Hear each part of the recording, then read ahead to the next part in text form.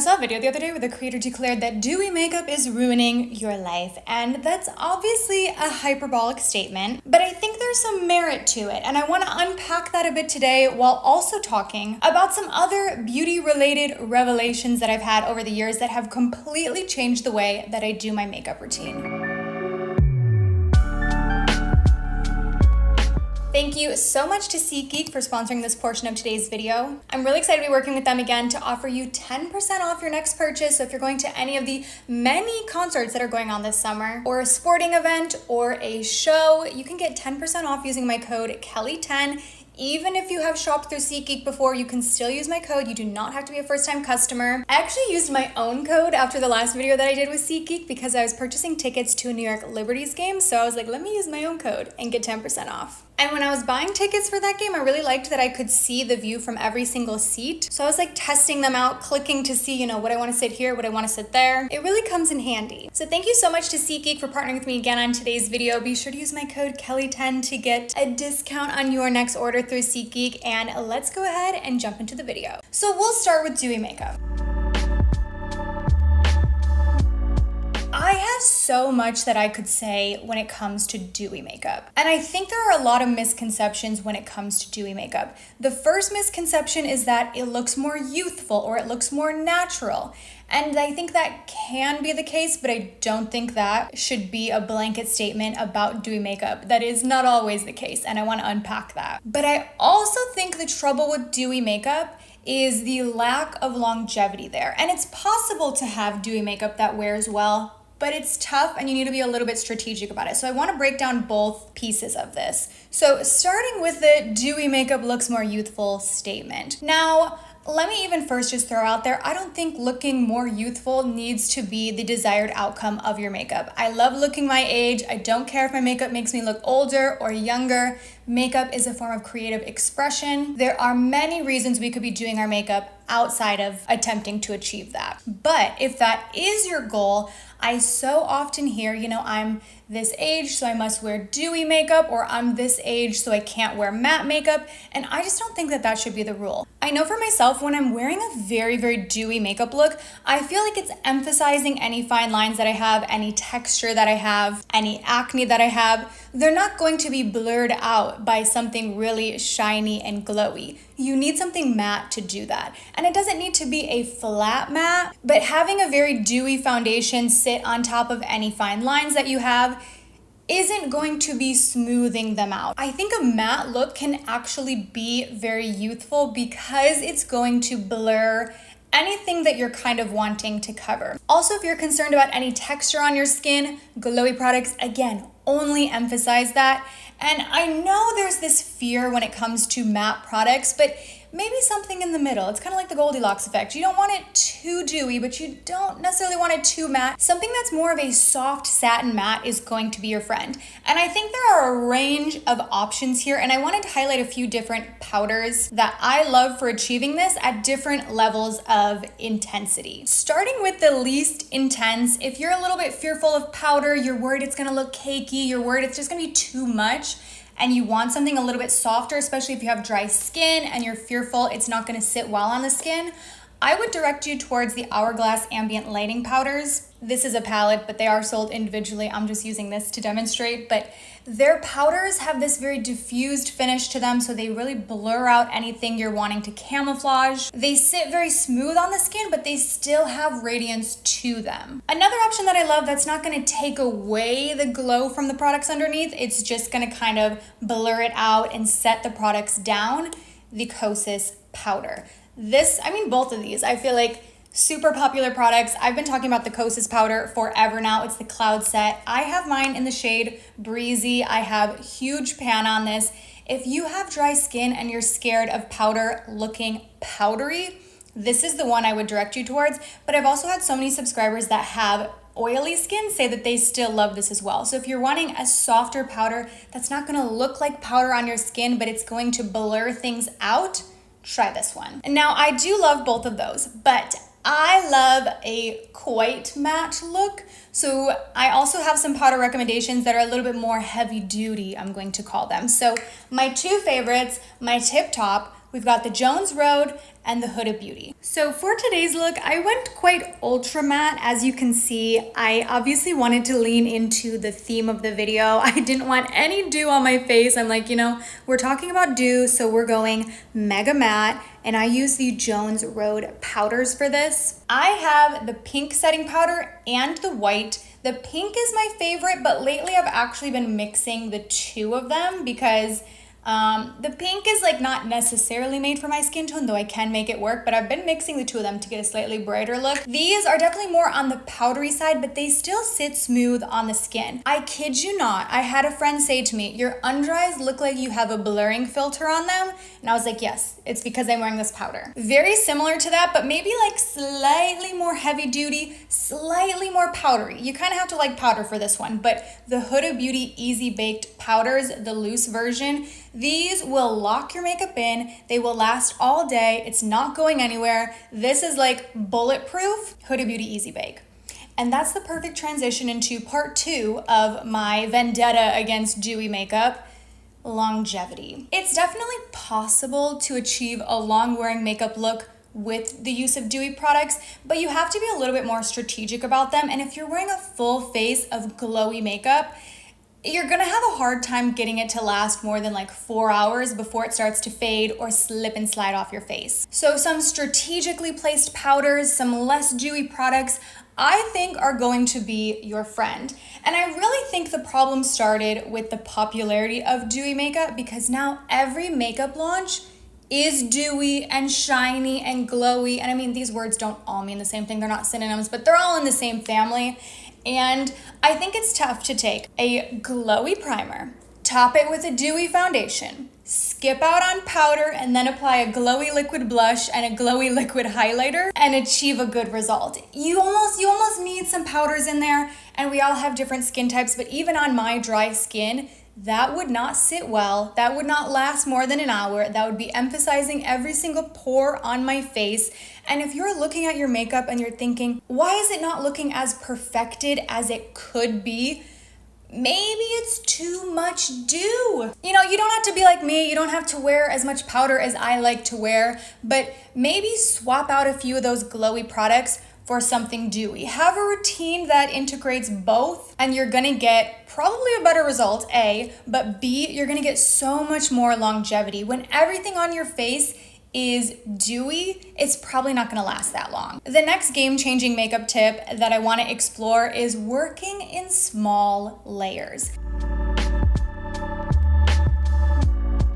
Now, this is something I feel like we hear often. You'll hear the advice of, build up in small layers, but it's very antithetical to the way that we view makeup being applied on the internet. If you're watching an Instagram tutorial or some short form video, you'll generally see the creator taking their liquid bronzer or their like stick cream bronzer, they'll draw it directly onto their face and they're applying copious amounts and then taking the brush and trying to blend it in. And that looks good for a video, but it's probably not gonna be the best application method in real life. If anything, it's gonna take you at least twice as long to blend it out, and then you're probably gonna be wearing more product than you need, and also you're wasting a little bit of product. Building is your friend. And lately I've been doing this with a bit of everything. Like I've stopped, for the most part, not always, but less, I have been taking my concealer directly onto my skin or onto like my under eye. Instead, I have been putting it on the back of my hand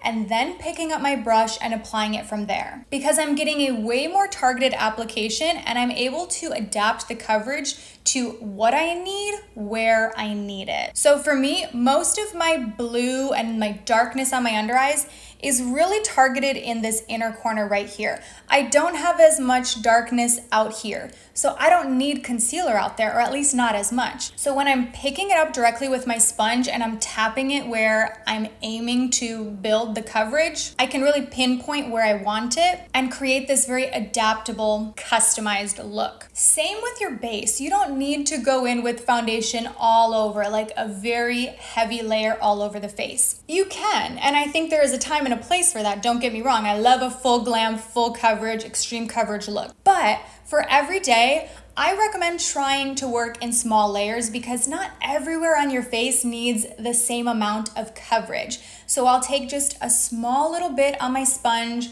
apply that, and then I'll sit back and assess. Where else do I want to add a little bit more? Instead of just doing this full blanked out flat application all over my face of the same amount of product everywhere, I'm being pretty strategic of where I want to add more coverage. I know for myself, I have a lot of freckles out here on this portion of my face, and sometimes I like to emphasize them and draw them on to make them more noticeable, but sometimes for the makeup look, I want to camouflage them a little bit, so I'll go in with a little bit of extra coverage on the outside of my face. Maybe you have a little bit of redness in this area and you're aiming to cover that up, you can go in with a second layer there. Also, even when it comes to like a blush or a bronzer, I know I struggle with blending and trying to get an even blend. It's so much harder for me to get an even blend if I'm going in super strong right off the bat, applying a ton of product and then trying to like tone it down.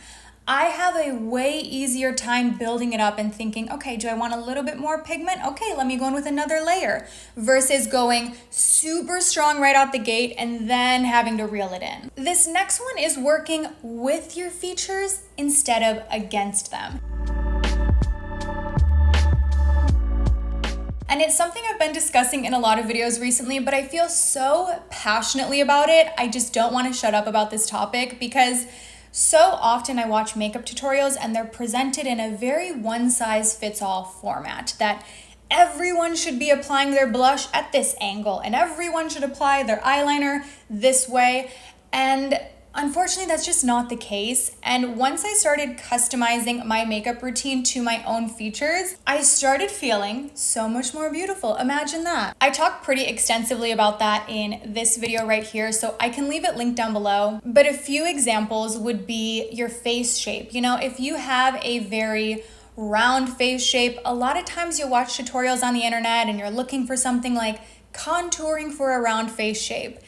Most of the results are probably going to tell you how to make your round face look oval. When instead, I think there's so much beauty to a round face, and I really love makeup looks that emphasize the roundness of it. So especially that lower like boyfriend blush, that's what a lot of people are calling it, but the more like almost Renaissance painting blush that's much lower on the face, I think emphasizes the gorgeous fullness in a round face. An example on my own face that I feel like, again, I've been talking about a lot lately, but I have downturned eyes, and so I've been having so much fun emphasizing the shape of my eyes by slightly dragging out my eyeliner down, wearing downturned eyeliner to play up the fact that my eyes naturally droop a tiny bit at the ends.